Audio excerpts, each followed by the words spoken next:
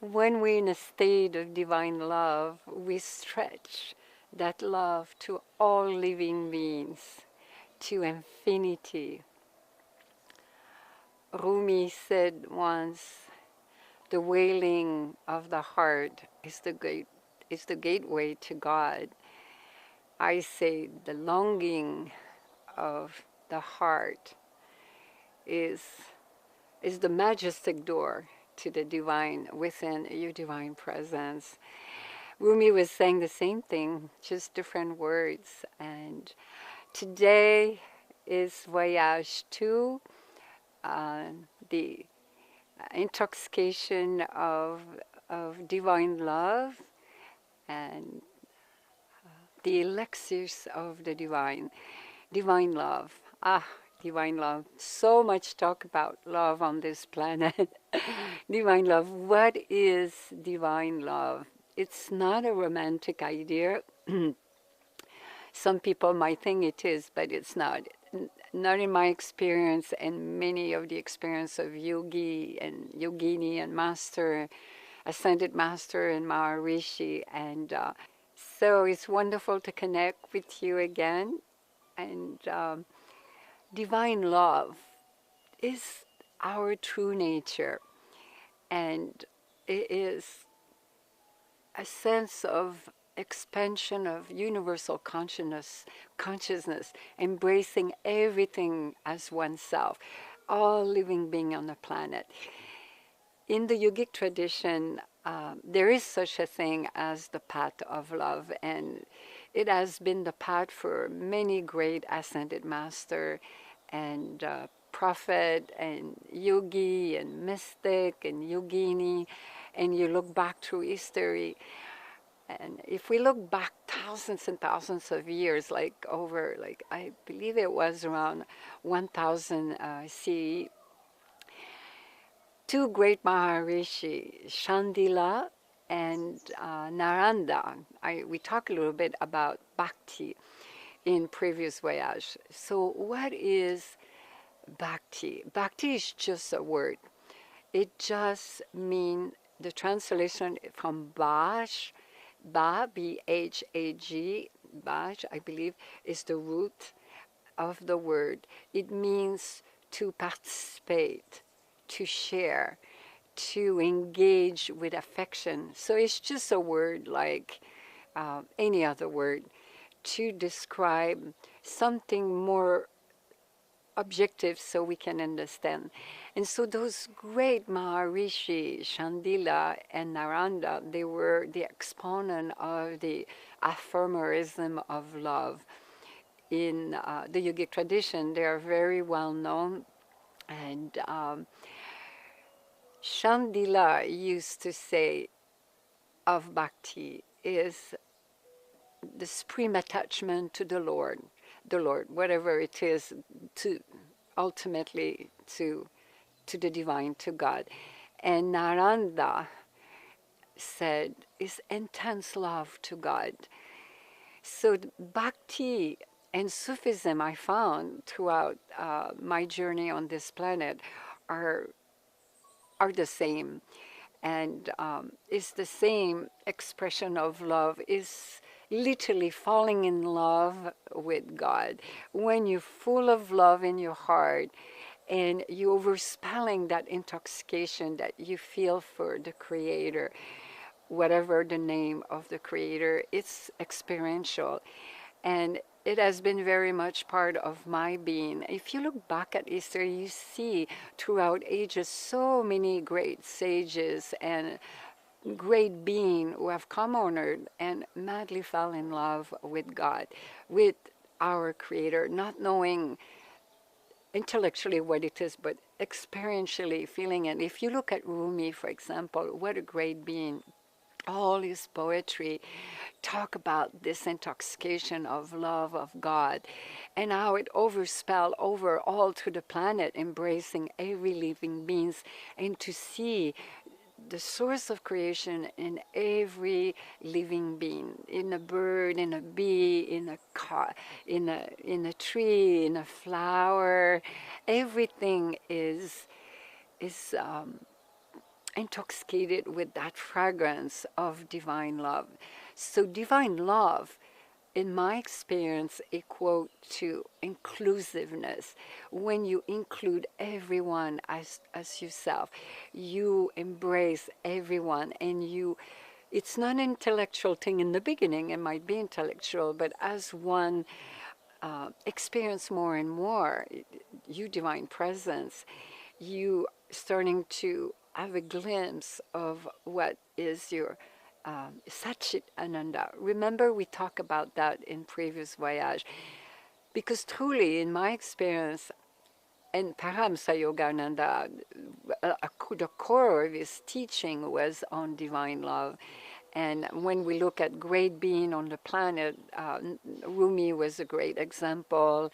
Jesus Christ was a great example because his path was the path of love. The same if you look at Mother Teresa, she saw Jesus Christ in every faces. She used to say, there is thousands of great beings that came on this planet who walked the path of love, and they came from many different religious backgrounds. And so bhakti has nothing to do with religion. It is a science. It is a branch of the yogic tradition. So anyone on any religious background, eco-economic background, or any gender, regardless of your gender, your sexual orientation, or your ethnicity.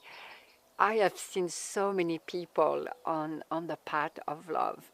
So you could look at bhakti as love is the path of love. When I was with Gurudev over the decades, if you look back when I was with His Holiness Sri Ravi Shankar at the Art of Living, oh, bhakti was so strong there.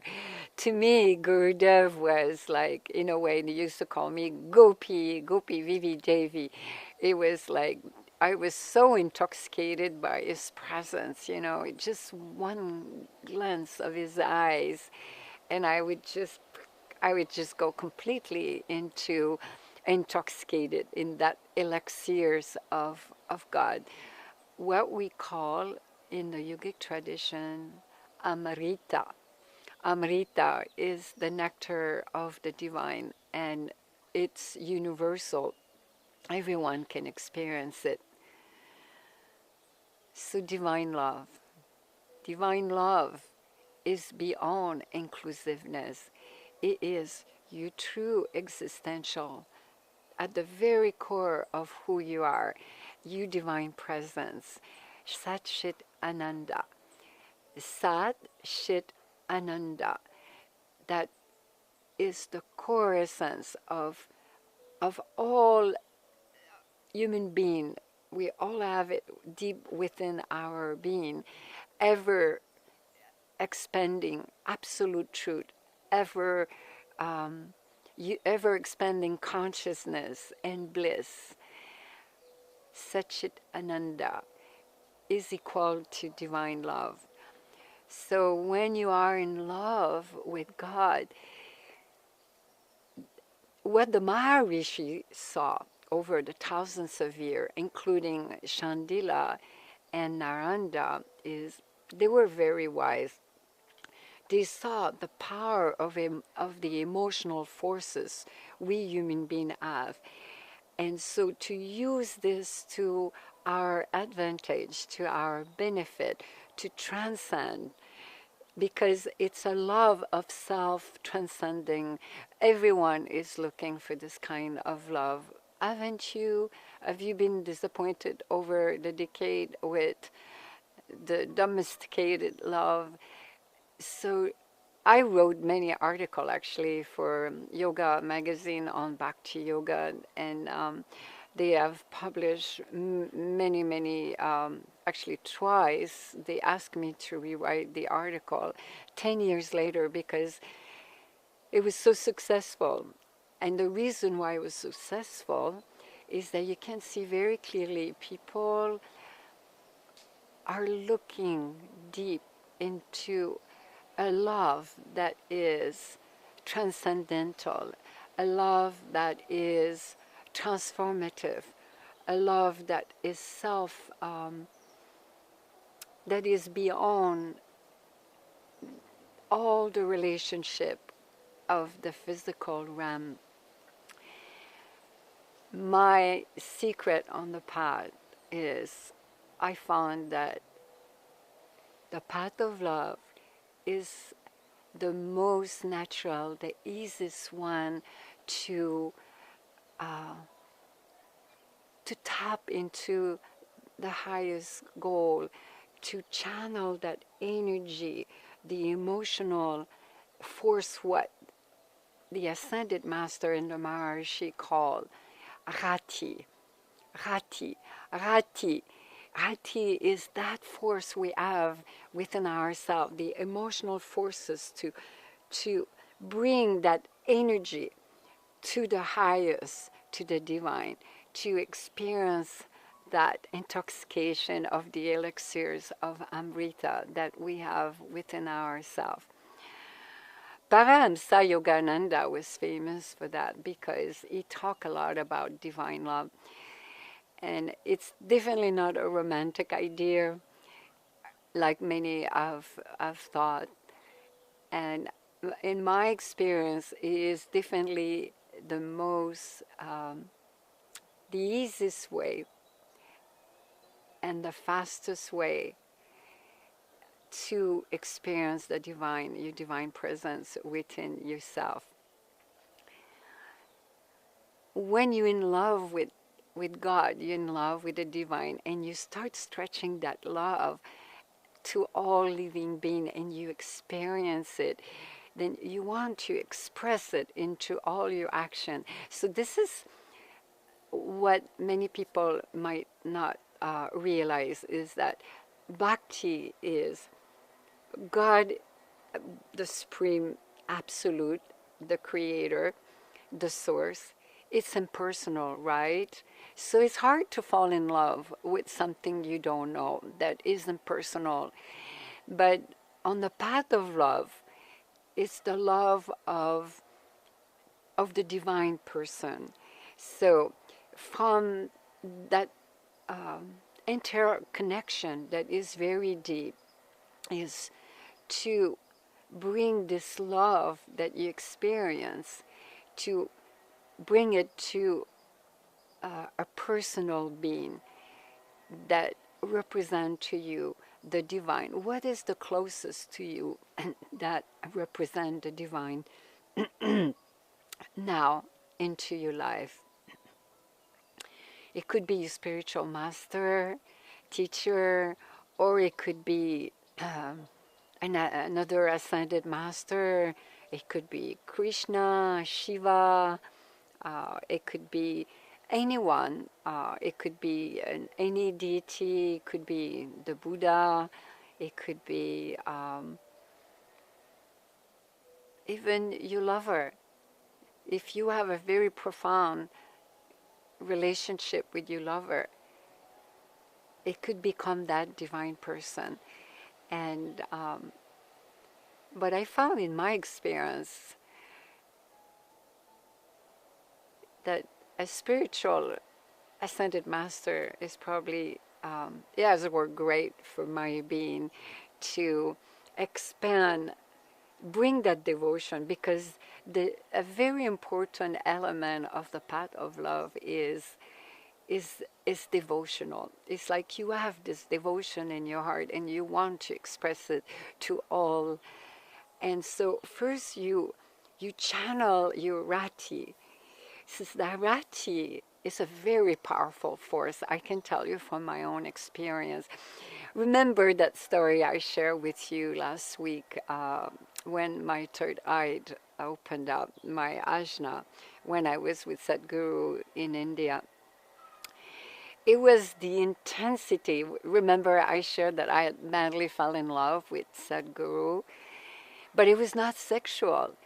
And there was no desire of sex or kissing, but there was this madness of love that it was beyond the intellect. And that's what's so beautiful about bhakti. The element of the path of love is you could be Christian or you could be Muslim, you could be Buddhist, and then you could be on the path of love and feeling this intense love, rati, and bringing that intensity of energy for the ascension of Kundalini, for that energy to travel, to pierce through to the higher chakra for self-realization. So with Sadhguru, when I shared that, when I came back from that, from the Bhavaspadana, and I realized I was so madly in love with him. And it was exactly what bhakti does. Bhakti is just a tool to awaken you, to transcend your nature, to expand to universal consciousness. And so when I said that I walked to Sadhguru and he was about to sit and be on the stage to do meditation, and when I brought him the chocolate and I bowed down, it was that rati, that intensity of emotional forces was pushing me to do something, and it was the energy was, the intensity was so powerful.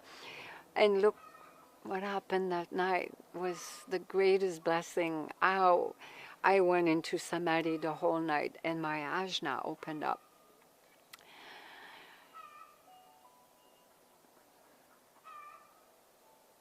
The path of love is the easiest and the most natural one. And when I look back at my life, I was born a bhakta, what we call, because over the ages, the Maharishi call it, they associated bhakti, it became to be known as love, devotion, loving devotion.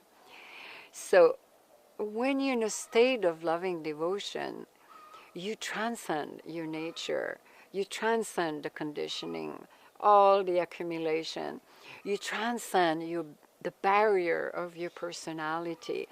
Because what happens when you are in loving devotion, you tap in a different, it's beyond reason, it's beyond the intellectual. Loving devotion, which is bhakti, especially when you start tapping into rati, into that emotional force. Like Gurudev used to say, always focus your passion for the highest, for God, always. It's very empowering. So this element of abandoning oneself, of surrendering, which is very misunderstood here in the Western Hemisphere, but it's completely different in the Eastern Hemisphere. That element of surrender, thy will be done, thy will be done, thy will be done, to have this faith, this loving devotion, and to let go of that barrier, transcend that barrier of your personality that doesn't serve you. That's the element of surrender. Surrender, in my experience, is a complete state of empowerment, that you trust the supreme intelligence, the orchestration and the chronicity of the divine for your life. And you let your control, you let the divine guide you. And it's abandoning yourself. It's abandoning yourself is probably a better word, because in the Western Hemisphere, surrender has been associated with negative connotation. Many people look at it as being submissive, being under the power of someone else. No, surrender is not that.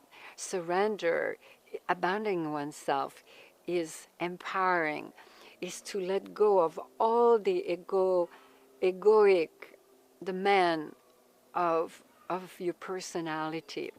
Oh, letting go all the anxiety, all the fear, all the drama and the trauma that you create in your life, and to have this, and also frustration and anger, and to really being in a state of loving devotion and trust the divine.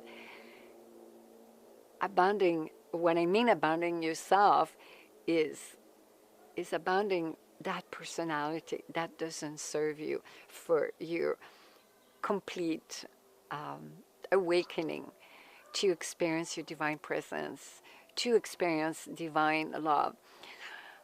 Divine love equal to inclusiveness. Inclusiveness equal to experiencing divine love. It's very, very intoxicating. It cannot be put into words. How can you describe, as I've said in the past, how can you describe to a blind how the sunrise look in the morning? And how can you describe the beauty of this planet and the sky to a blind person? Words will always fail.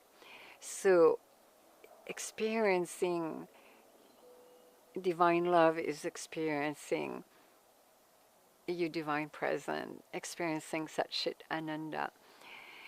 And to participate, engage in affection and sharing the true beauty of who you are, by sharing the light, by sharing the love, and embracing and stretching that love to all being. When you feel passion in your heart, bring that passion to the divine, to the supreme that is within you, within the shrine of your heart.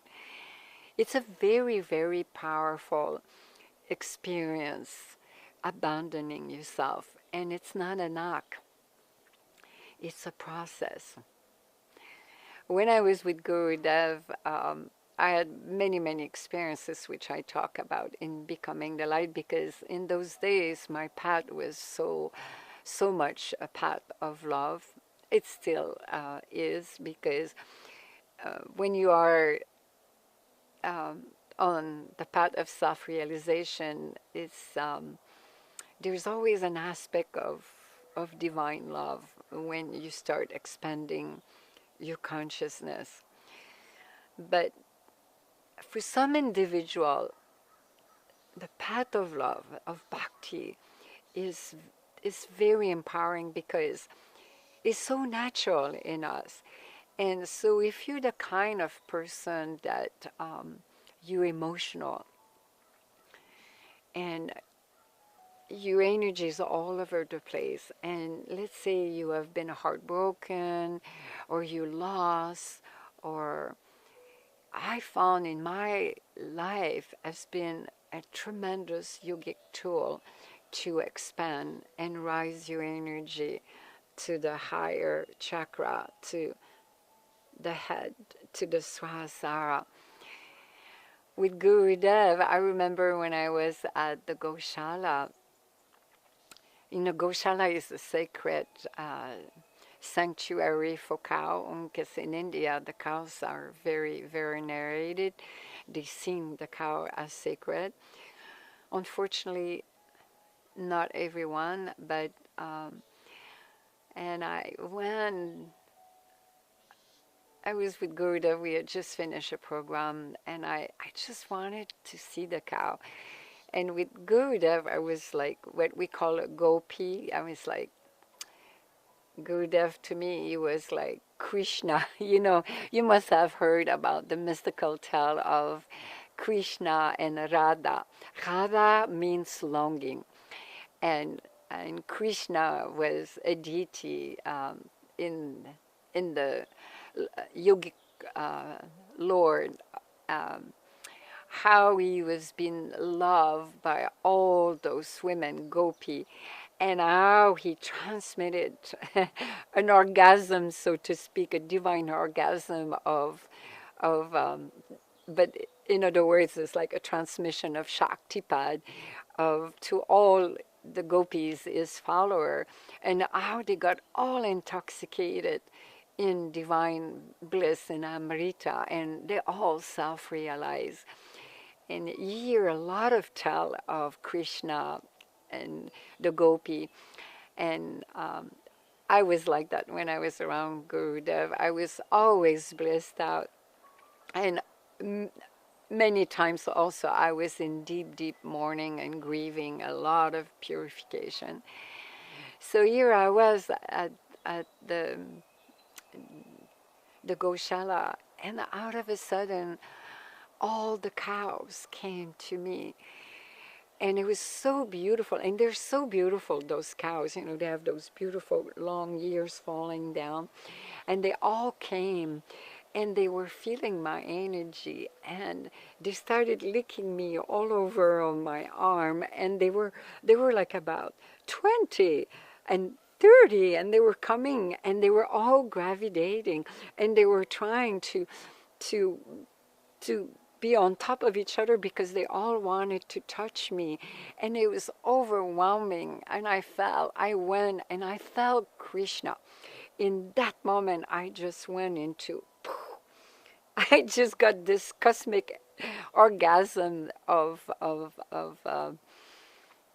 divine bliss, of Amrita. And I experienced my divine presence and Shat Ananda, because Krishna, the story of Krishna, he grew up as a little boy and he was in love with God. And he was madly in love with the divine. And he was known as a cow herder. So he took care of the cows as he grew up. And so he loved the cows. He treated them so lovingly. And so he's well known over the ages as a lover of cows. You always see him depicted, you know, with cows. And in that moment, when I was with all those cows, I just felt Krishna. And the deity just came so strong. And I closed my eyes and just, I was so intoxicated. I had a hard time walking back to the ashram because it's a little further away on the side. And I talk about that experience in my book. And it was very, very mystical how the cows all came. And I felt divine love, and it was peeling all over. When I went back to the ashram, everyone could see it in my eyes and the way I walk, and it was very hard to walk back. So divine love is not a romantic idea. When you are in a state of divine love, you will experience always your true divine nature, because that's who we are. It's at the very core of who we are.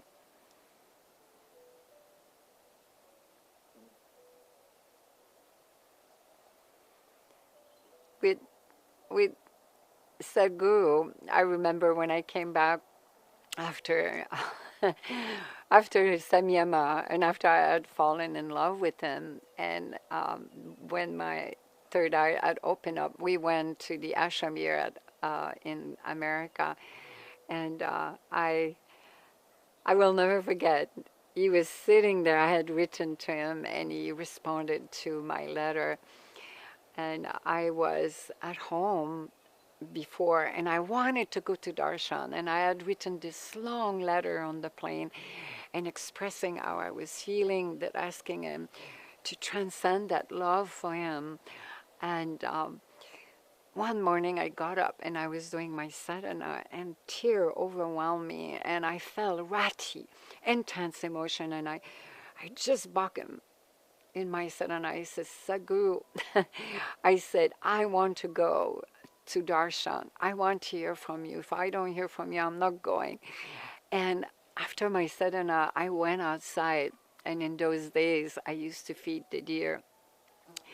I had dozens of deer, all white deer. They used to come on my home, and I would feed them a special cob. They call it cob. It's a mixture of grain, and they all had name. I was in love with them, and I was standing on that little hill, and I was feeding them. Out of a sudden, I feel this wind out of nowhere. There was this breeze just came, and it went just straight through my being. And I was caressing some of my deer, and I knew it was Sadhguru. I could feel it, and I just went into an intense state of divine love, and I was experiencing my Chitchati Ananda. And I walked back in the house, my divine presence, and my ex-husband looked at me and he said, something happened. Oh my God, he could see it. And I said, I didn't say anything. I just closed my eyes for a moment, and I started laughing, and I was having a hard time walking, and I was so intoxicated. So, and then I went back up, and I knew Sadhguru had, I knew I had to respond. I just knew it. It was intuitive. I go on my computer, and I see an email. And it was from one of his attendants saying, Sadhguru sent his love and blessing, and he said he highly recommend you come for darshan. And it was amazing because it happened, the email came exactly in the moment I was outside when I felt that breeze. It was so mystical. So I went to darshan, and I will never forget when I sat there and he just turned, and just by his gaze, when you look in my eyes, Shaktipat can be transmitted from eyes. It's another way. When you have a deep faith and love for your master, everything can happen. Self-realization can happen like that. When you're in a state of loving devotion and you start experiencing your divine presence all the time. And so he looked at my being, and he just, for a moment, he just focused on me. And I was sitting very close, and I went into such a state of samadhi and experiencing my divine presence.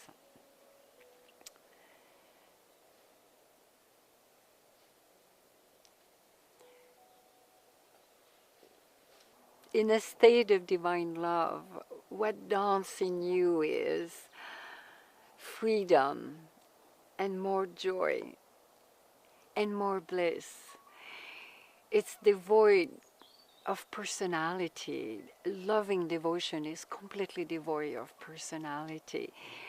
You tap into a different intelligent energy. It's beyond everything that you know. It's transcending all barriers of the conditioning, the accumulation, and the ego personality, asmita. My life, I would share with you in the deepest of my soul and my spirit and my heart. Without the path of love, I would not be today here, and I would not experience my divine presence, and I could not be here for you. And that is my secret. I found the element of bhakti on the spiritual path is is the most beautiful. It's, you see, look at lover when they madly fell in love. Most people in the beginning, for some of them it lasts longer, and a small percentage for a whole lifetime. But you know that intoxicated madness feeling that you have when you madly fall in love with someone for the first time. You feel the butterfly going on inside. See, you could care less about the world, right? Divine love is millions and billions of times more intense. But it lasts. It's a forever love. It's the love of our Creator within our own shrine. Divine love is at the very core of who we are, because it's Satchit Ananda, transcending all the Manakosha. Remember, we talk about the Manakosha, passing the Vijnana Maya Kosha, and going at the very core of who you are. So when you are madly in love with your lover, right, or your beloved one, you don't care. You are so in love. Life is beautiful because you make your feelings and your emotions so pleasant and so joyful.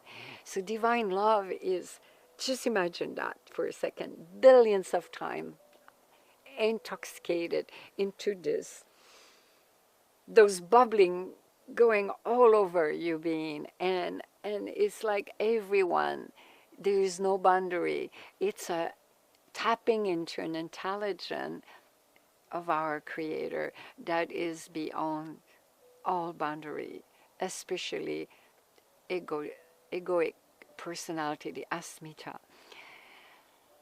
In my journey with that path of love, I don't know if I would have been able to stay on this spiritual path. It's that loving intoxication in the divine person, and to bring that emotional force to the passion, to your passion to the highest in that divine person first, and then eventually you start expanding it to all living beings. You'll see with time, it required time, vigilance, patience, perseverance, dedication, commitment, discipline. But the major requirement is love and longing for the divine, and to know the Creator, knowing your Creator. And we all have it inside of us. When you start feeling your heart, because it's an essential, basic need to feel love and to give love. And when the Anahata opened up, this is where you start experiencing truly divine love, your divine presence, Satchitananda. And that has been my experience through all the decades on my path. I would love to read just a few quotes briefly of Swami Muktananda. No, actually, Swami Viveka, and also Gurudev. When I was with them, I want to make sure I quote them properly. Here, Gurudev said, Sri Sri Ravi Shankar said, on surrendering, on abandoning oneself, have faith in the organizing power of the Supreme Intelligence. Have the sincere feeling, let the will be done. This is a total contentment. It is the state of total contentment. The pinnacle of love is also called surrender, where your whole being becomes one with the divine, where the river meets the ocean, where the activity reposes in rest, in the self. So that was Gurudev on surrendering. Gurudev, who I was with for over 10 years, and it was truly the path of love when I was with him. Swami Vivekananda shared with us long, long ago, the great advantage of bhakti is that is the easiest and the most natural to reach the great divine end in view. And that's what I said earlier, and this is what I have experienced throughout my journey on this planet. As a matter of fact, when I was a little girl, even an adolescent, my family, many members of my family used to say, because I was already Bhakta in those days, without even knowing, Bhakta simply means a devotee of God, because ultimately you are a devotee of God when you are on the path of love, of the supreme intelligence, and so the supreme absolute truth. So many of the members of my family used to say, Devi, you in love with love, because literally you in love with love when you are in love with God. And so here, last quote, Paramsa Yogananda, I had to quote him because he speaks so beautifully about love, and it will exactly validate everything that I share with you on my own path and my own experience. The satisfaction of love is not the feeling itself, but in the joy that brings, the satisfaction of love is not the feeling itself, but in the joy that feeling brings. Love gives joy. We love love because it gives us such an intoxicating happiness. So love is not the ultimate. The ultimate is bliss. God is Sat Chit Ananda, ever existing, ever conscious, ever new bliss. We as soul are individualized, Sat Chit Ananda. True love is divine, and divine love is joy. Explain Paramsa Yogananda. And so,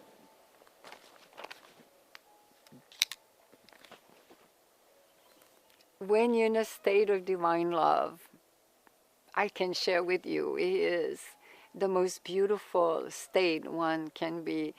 You break all the boundaries, and you cannot care less about what's happening because you make your emotion so pleasant. You beautiful alchemist that you are, your garden is going to blossom like a spring, ever eternal spring. And that aroma that is so intoxicated will spill over everyone you will encounter. Everyone will feel the emanation of your intoxication, and it's very palpable. And it's the most beautiful thing is to be in love with love, be in love with the Creator, with the Divine, and to bring that emotional force of Rati in the divine person. And you could choose that being. Ask yourself this question: who is it in your life that you hold to the highest? Take the time to reflect on that. And this is the divine person. This is God for now, incarnated in the physical realm. And just let it flow naturally. And don't worry if you madly fall in love, like I have, you will transcend that longing. And as a matter of fact, in the yogic tradition, they call it para bhakti. Para bhakti is when you pierce through it, through the divine person that you in love, and you break that boundary, and then you start spreading your wings, that divine love to all living being. So in a state of divine love, you stretch that love to infinity, to all living being. And it's experiential.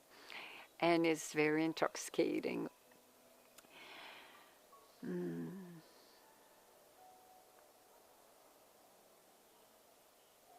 This is Devi's wish and blessing for you to experience your Satchit Ananda, your divine presence. So take the time for sadhana to ask itself this question. What kind of person are you? Are you emotional? Is your energy all over the place? Are you this kind of person you love being in love? And how do you channel your emotional energy? And start looking at it that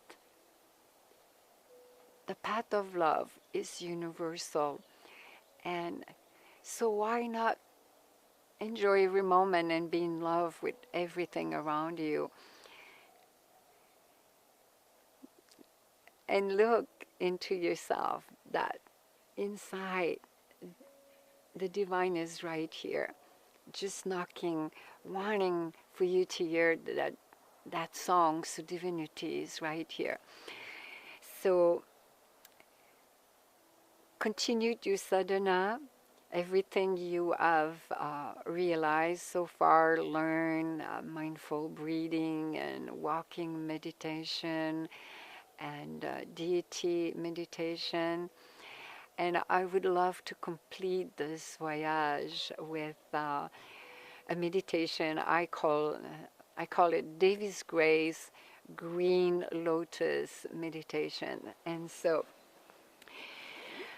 always, as you know, just as a reminder, when you come to becoming the Light Mastery program, always sit with your spine straight, your Mirudanda, with your hands turned upward.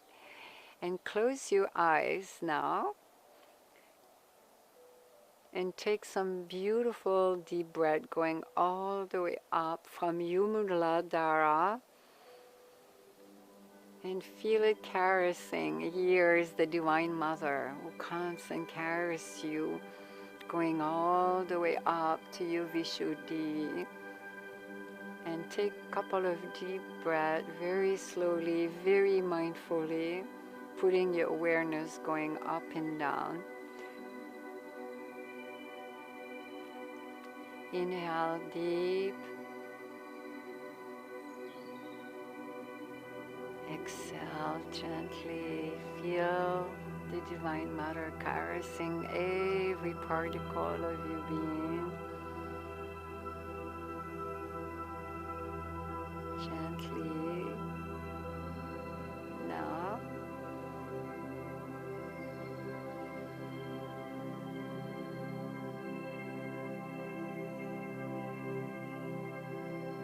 Put your awareness on your heart region, where your Anahata is, the green lotus. See a beautiful iridescent green lotus right there.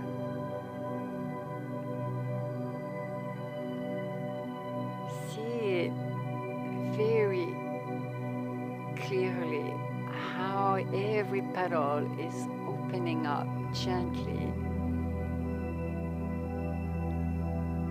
Is unfolding with the breeze, the caress of the Divine Mother. Put your awareness right in the heart of the lotus, of your green lotus. As you meditate, your awareness, you breathe very gently, mindfully, but put the awareness right on your Anahata, which is located around the plexus solar, close to your heart region. And slowly your lotus is unfolding all this petal, and this beautiful green light is coming out, unfolding one after the other, and the light and the petals are stretching and stretching and flying through the breeze of the Divine Mother, coming out of you, going all over the ocean and the trees and the mountains and the river and the cows, and it's embracing all around Mother Earth. See the connection of Johanna Hatha through the light of your heart center, the divine love in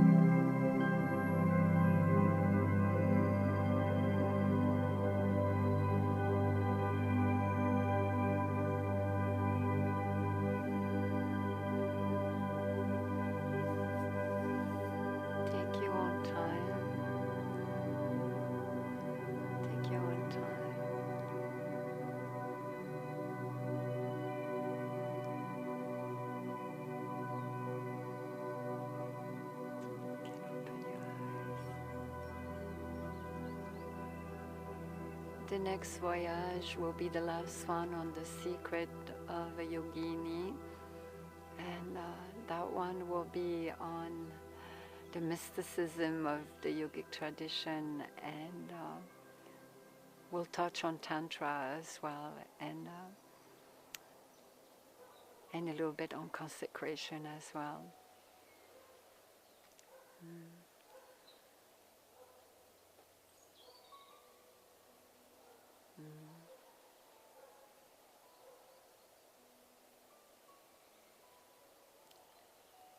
As for sadhana, the blue-green lotus meditation, please do it during the week. Take 5-10 minutes, sit down. I hope you created, if you haven't done yet, go do it. Create a beautiful little altar, a place where you could sit, create your cocoon of energy, and go sit and practice deity meditation and the blue-green, Devi's Grace blue-green meditation. And as you do it, just bring back, start with deep mindful breath for like a few minutes, and then you breathe naturally, gently, and bring your awareness on your anahata.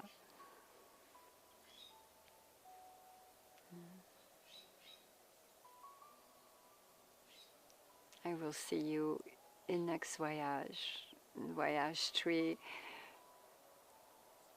I send you a wave of divine love right now in this moment of light and grace and blessing.